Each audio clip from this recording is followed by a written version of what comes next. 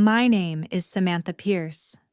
I'm 33 years old, and as I sit here in a courtroom in downtown San Francisco, watching my soon-to-be ex-husband smirk as he signs our divorce papers, I'm struck by one simple truth. Michael Warren never really knew me at all. If he had, he wouldn't look so confident right now. He wouldn't be so sure that this was just a formality before he moved on to the next phase of his perfectly curated life. Because while he spent the last 8 years underestimating me, I was quietly building something he couldn't touch. But I'll get to that part. I grew up in a small town in southern Oregon. My parents ran a little hardware store on Main Street, and we lived in a weathered blue house with a picket fence my dad built himself. We didn't have much, but we had enough. They taught me how to work hard, save what I could, and never let anyone tell me I wasn't good enough. When I was 17, I decided I was going to be an artist. My high school guidance counselor called it an impractical ambition, but I didn't care. I wanted to design things people remembered: logos, packaging, experiences. I applied to the San Francisco College of Art and Design and moved into a shoebox apartment with peeling paint and a view of the alley behind a Thai restaurant. It was the happiest I'd ever been. I graduated with a degree in graphic design and landed an entry-level job at a boutique creative agency. My first paycheck was so small I almost laughed, but it felt like freedom. It was mine. I met Michael at a charity auction for a children's literacy program. I was there because I'd volunteered to design their event materials. He was there, I later realized, because it looked good for his firm's public relations. He was tall, handsome, with that polished air that comes from generations of wealth. He introduced himself with a handshake that felt like he was evaluating me. "You don't look like you belong here," he said, tilting his head as though he was genuinely curious. At the time, I thought it was charming. Looking back, it was the first red flag. He swept me up in a world I'd only seen in movies. Dinners at restaurants where the menus didn't list prices, last-minute flights to Napa, gifts that made my stomach twist with equal parts excitement and unease. My friends were skeptical. "Doesn't it feel too fast?" they'd ask. But when I looked at Michael, all I saw was someone who wanted to take care of me. Someone who saw potential in me I wasn't sure I saw in myself. 6 months after we met, he proposed on the balcony of a 5-star hotel overlooking the bay. There was a string quartet, a bottle of vintage champagne, and a diamond ring so large it looked absurd on my hand. I said yes. Our wedding was small. My preference. Though his family made no secret of their disappointment.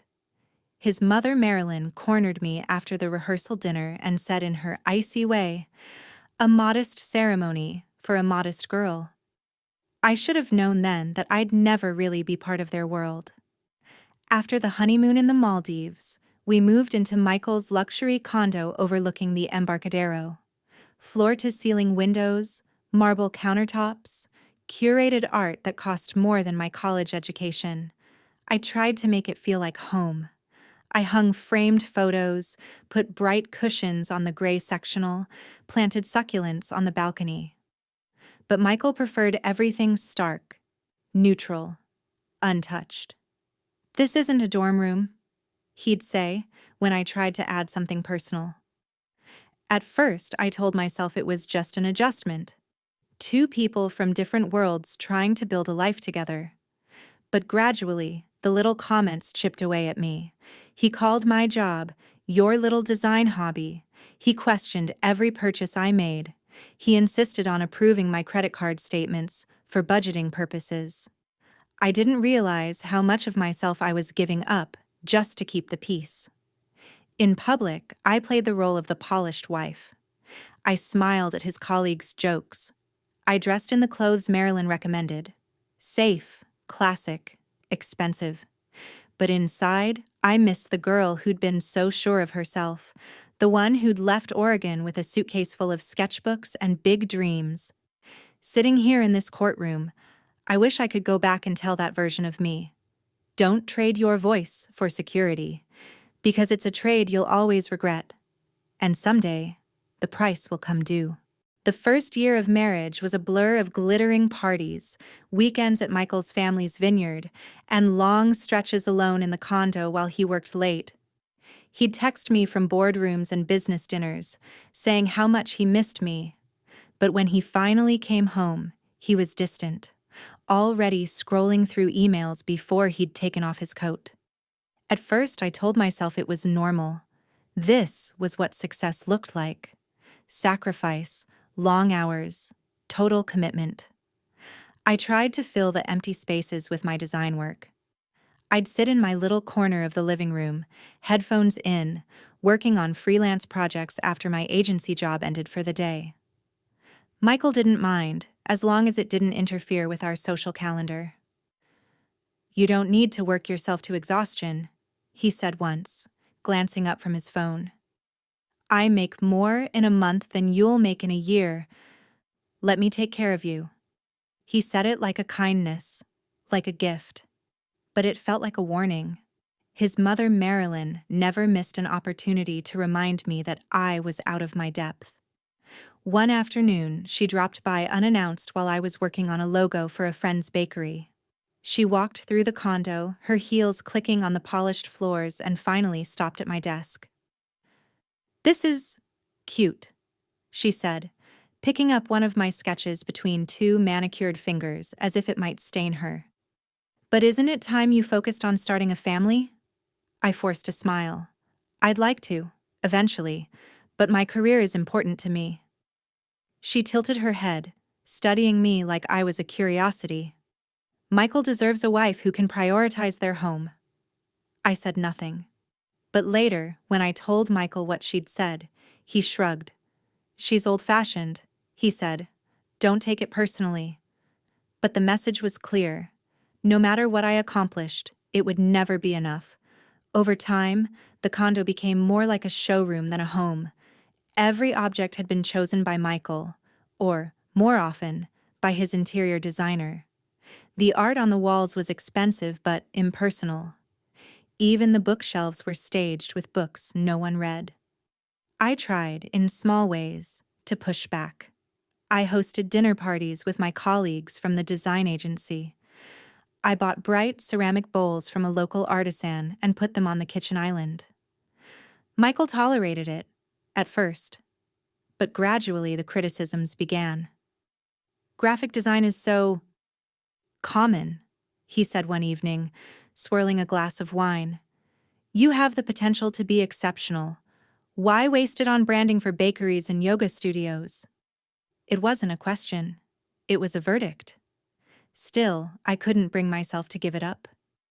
My work was the last piece of myself I hadn't surrendered. The only place where I still felt like Samantha, not just Mrs. Michael Warren. As time went on, the isolation deepened. My friends drifted away, tired of being politely tolerated at Michael's parties. My parents visited less often, their warm laughter too loud for our pristine condo. One night, sitting alone at the dining table, I realized I couldn't remember the last time I'd laughed without feeling self-conscious. It was around that time that my agency began offering digital marketing services. The creative director asked for volunteers to learn the new tools: analytics platforms, social media strategy, email campaigns. My hand shot up before I could second-guess myself. I started spending nights devouring articles about consumer behavior, watching tutorials about lead generation and online funnels. I loved it. For the first time in years, I felt excited, curious, alive. When I told Michael about my new interest, he looked amused. "Digital marketing? Samantha, be realistic. That field is flooded with 20-somethings who will work for peanuts, and you've never been much of a numbers person." He said it so matter-of-factly, like he was saving me from disappointment. But it didn't stop me. If anything, it made me more determined. I signed up for free online courses and spent my evenings working through case studies. I started imagining what it might look like to start my own agency someday. Of course, I didn't say that out loud. Not yet. I knew better by then. Some dreams were too fragile to expose to Michael's scrutiny. It was easier to let him believe I was content, easier to keep my ambitions hidden, like a candle I protected with both hands, shielding the flame from every draft. And yet, a part of me already knew. If I ever wanted to be free, I'd have to stop pretending. My first steps toward independence were small. So small, I'm not sure even I recognized them for what they were at the time. It started with opening a separate savings account at a credit union across the city. I told myself it was just for rainy day money, a safety net in case of emergencies. But in my heart, I already knew this wasn't about emergencies. It was about freedom. Every payday, I arranged for a small portion of my salary to be deposited there automatically.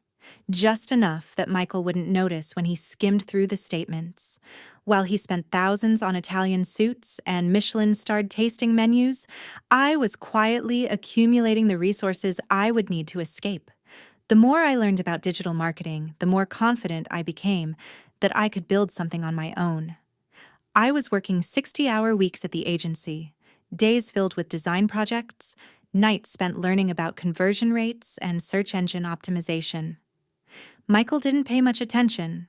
When I mentioned the new skills I was developing, he barely looked up from his laptop. "That's nice," he said. "Just don't let it distract you from more important things." I didn't bother asking what he thought was more important. I already knew. Our marriage had settled into a brittle routine. We were polite in public, affectionate enough to satisfy his family's expectations. But behind closed doors, we were strangers. He was always working late, often not coming home until after midnight. He claimed it was client dinners, investor meetings, last-minute emergencies. I wanted to believe him, but as the months passed, it became impossible to ignore the feeling that something was wrong. I tried to talk to him about it once. I waited until we were alone in the kitchen, the dishwasher humming in the background. "Michael?" I began carefully. "I feel like we've grown apart." He didn't even look up from his phone. "That's what happens in marriage, Samantha. The excitement fades. We're adults." Something inside me withered at his dismissal. But it also woke something up. A realization that I didn't want to spend the rest of my life being invisible. It was around this time I landed my first independent client. I was in a coffee shop in the Mission District, working on a proposal for my agency, when I overheard a woman at the next table venting to her friend about her struggling flower shop. "I can't afford the prices these agencies charge," she said, frustration in her voice. "But if I don't figure out online marketing, I'll have to close by the holidays." Before I could talk myself out of it, I turned around and introduced myself. "Sorry to interrupt," I said, my heart pounding.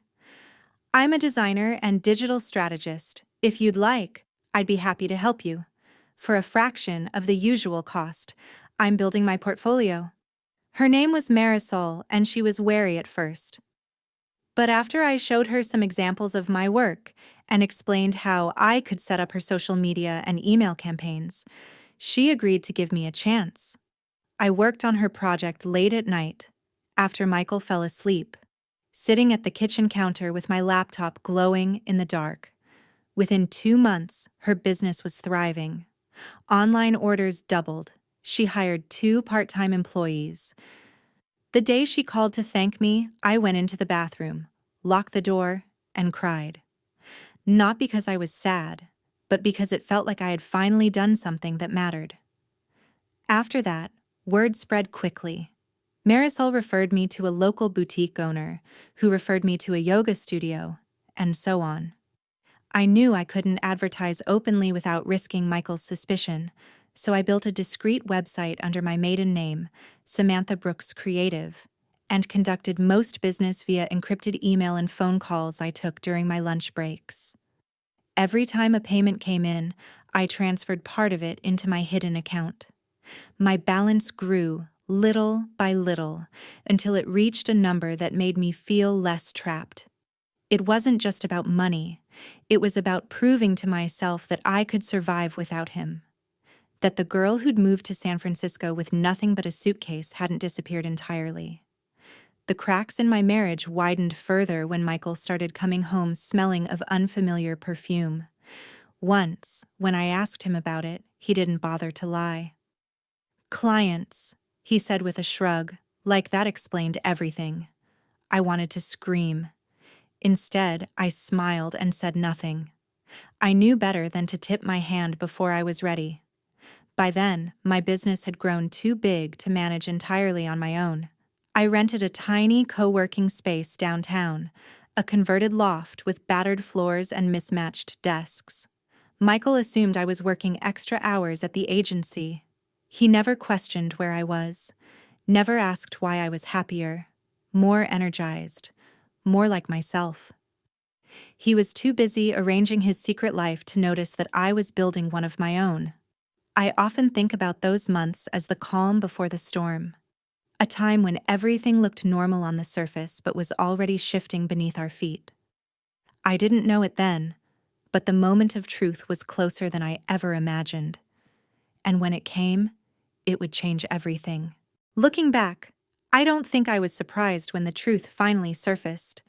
Deep down, I'd known for a long time that Michael was unfaithful. Still, nothing prepares you for the moment when suspicion becomes certainty. It happened on an ordinary Thursday. Michael had told me he was working late again, some crisis with a tech startup he'd invested in. I was too tired to pretend to believe him. Instead of going straight home after meeting a client, I decided to stop by the restaurant where he always held these supposed client dinners. It was a modern Italian place in Soma, the kind of spot with dim lighting and a long list of Napa wines. I parked across the street and watched the entrance. For almost an hour, nothing happened. I was about to leave when Michael's silver Tesla glided up to the valet stand. He stepped out, wearing the charcoal suit I'd bought him for our anniversary. My heart thumped painfully in my chest. Then the passenger door opened and a woman climbed out. She was tall, with sleek auburn hair and a designer coat. I recognized her instantly. Vanessa Cho, one of his colleagues at the firm. I watched them walk inside, his hand resting casually on her back. They looked like any other couple out for an expensive meal, like I'd never existed. My fingers were numb as I pulled out my phone and snapped a few photos through the windshield. Proof. Even if I'd never doubted it, I needed proof. I sat there for a long time replaying every moment of our marriage, every lie, every dismissal, every time he'd made me feel small. I thought about all the nights I'd eaten alone, believing he was working late for us. About all the times he'd looked me in the eye and told me nothing was wrong. And in that quiet, airless moment, something inside me finally broke free. I didn't cry. I didn't pound the steering wheel or scream into the empty car. I felt calm, empty, but clear. I knew then that I wasn't going to ask for explanations or apologies. I wasn't going to beg him to stay or try to fix something that had never really been whole. I was going to leave. But first, I needed to be smart. I drove home, let myself into the condo, and went straight to my laptop. I opened a new document and titled it Financial Inventory. For the next 4 hours, I made a list of every account, every investment, every asset I knew about. I pulled statements from the past 5 years. I bookmarked property records. I saved emails confirming transfers. Michael had always assumed I wasn't paying attention, that I was too naive or too intimidated to look closely. He had no idea I'd been documenting everything for months. When I finished, I felt lighter than I had in years. The next day, I called Teresa Hartley, a divorce attorney recommended by one of my clients. She specialized in high net worth cases and had a reputation for being unshakable in negotiations. Her voice was calm and steady as I explained my situation. When I finished, she asked just one question. "Are you ready for this?" I closed my eyes. Yes. That weekend, Michael came home early for the first time in weeks. He set his keys on the counter and studied me warily. "Everything okay?"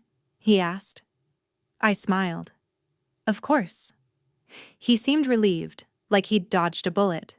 He didn't know the bullets were already flying. He just couldn't see them yet. In the weeks that followed, we performed a strange dance of pretending. Michael acted like nothing had changed. He suggested we plan a vacation.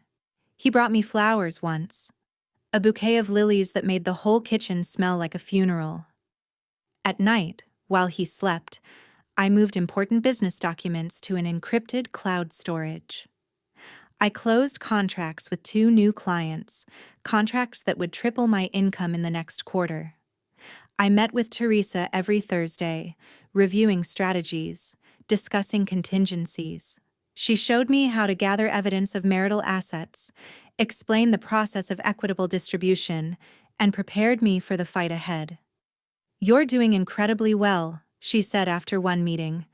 "Most people take months to build this kind of case." I shrugged. "I've been preparing longer than you think."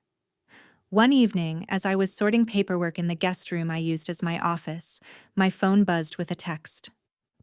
Unknown number. "Thought you should know your husband isn't as discreet as he thinks." Attached were photos of Michael and Vanessa at a hotel bar, leaning close, glasses of wine between them. I didn't reply. I didn't need any more proof. But it was strangely validating to see confirmation from someone else. The next morning, Michael announced he'd be out of town for the weekend. Some emergency conference. I nodded. "Have a good trip." As soon as he left, I changed every password on our shared accounts. I secured my business funds. I made arrangements to have any remaining valuables documented by a professional appraiser. By Sunday evening, I had everything in place. All that was left was to tell him. On Monday, when he walked in the door, I was waiting in the kitchen. He paused, confused by the stack of documents on the counter. "What's all this?" I met his gaze steadily. "It's the end, Michael. I'm filing for divorce." His face went slack. "You're overreacting." "No," I said quietly. "I'm finally reacting." For the first time in our marriage, he didn't have a response. He didn't know it yet, but this was just the beginning. Michael tried to regain control immediately. That was his way. When faced with any challenge, he doubled down on arrogance and intimidation. "You're making a mistake," he said, as though I'd simply misplaced my keys. "If you think you can survive without me, you're delusional." I didn't reply. I didn't have to. That night, he called his attorney. Within 48 hours, I received a formal notice. Michael was seeking a swift divorce with a settlement he claimed was more than fair. Teresa read through the documents with a tight smile. "Let me guess," she said. "He's offering you a lump sum and nothing else." I nodded. $75,000 and 6 months of alimony. Teresa's eyebrows arched. "He really does think you're helpless." The audacity would have been laughable if it hadn't been so insulting. Michael assumed I would panic, that I'd take his crumbs out of fear and gratitude. He still didn't know about my business, about the money I'd earned without his knowledge, about the clients who trusted me, the contracts I had signed, or the 6-figure investments I'd made in promising startups. And I wasn't going to show my cards until the moment was right. Instead, we began financial discovery. Under California law, both spouses were required to disclose their assets and income fully.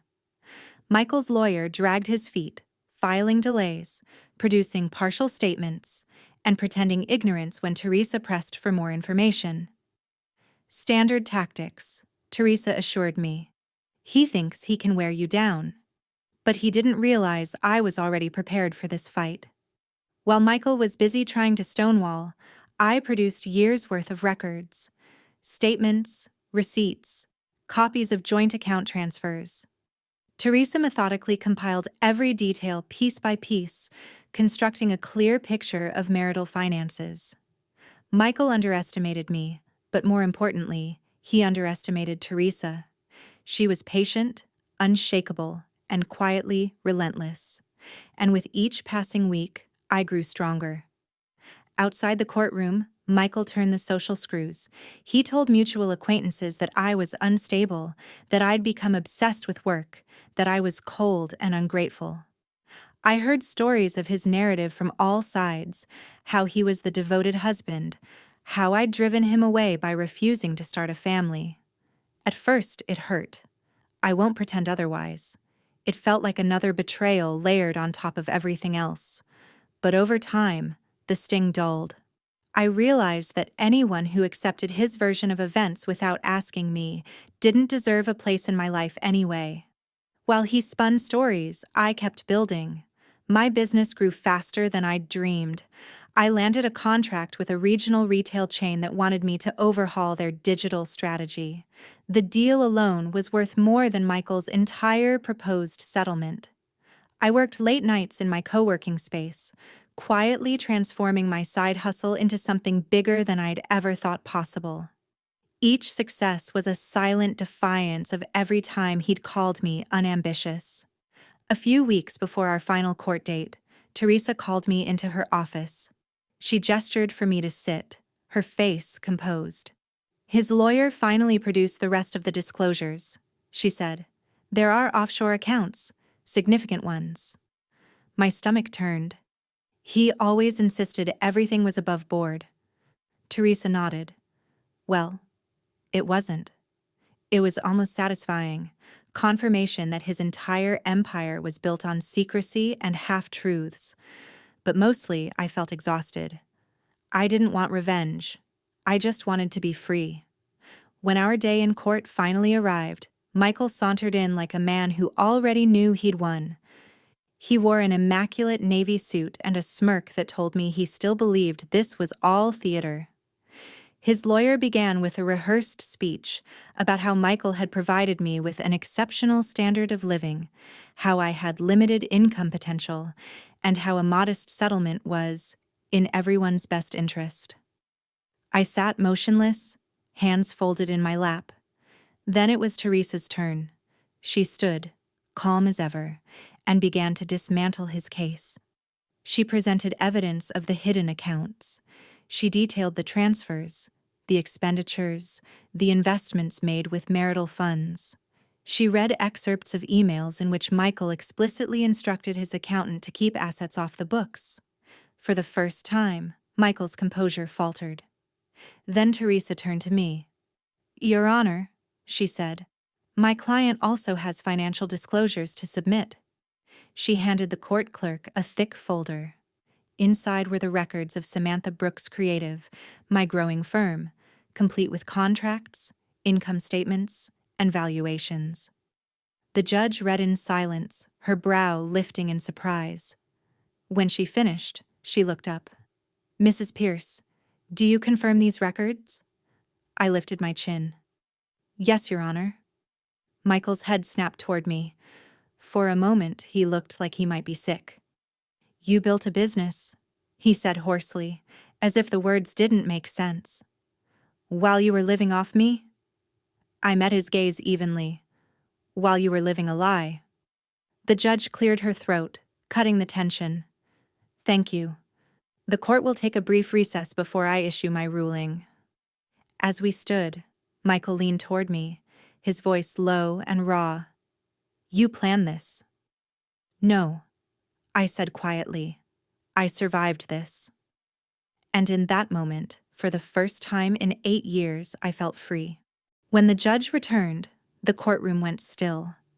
You could feel Michael's bravado slipping away with every second she shuffled through her notes. Her voice was measured and clear as she began to speak. Based on the evidence presented, she said, this court finds that Mr. Warren intentionally concealed significant marital assets in violation of California law.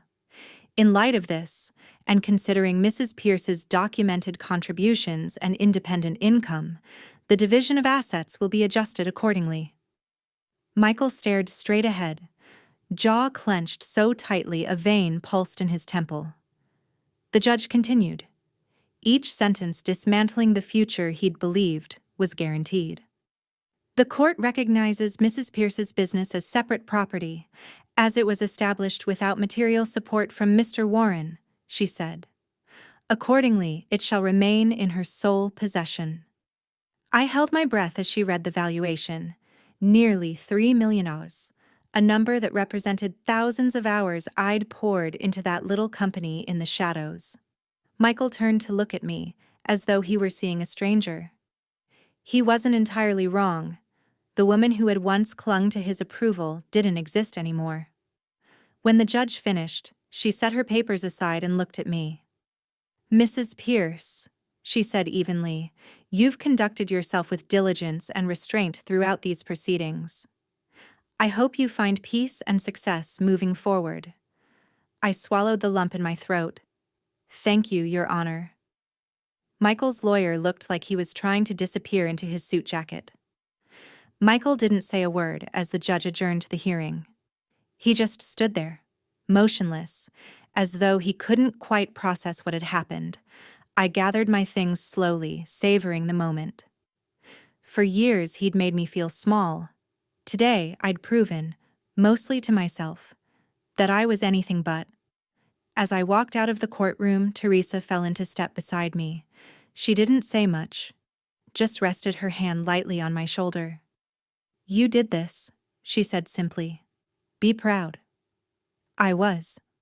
Later that evening, I unlocked the door to my new apartment, a bright penthouse in Soma with tall windows and creaky hardwood floors. The first time I walked through it with the realtor, I felt something I hadn't in a long time. Possibility.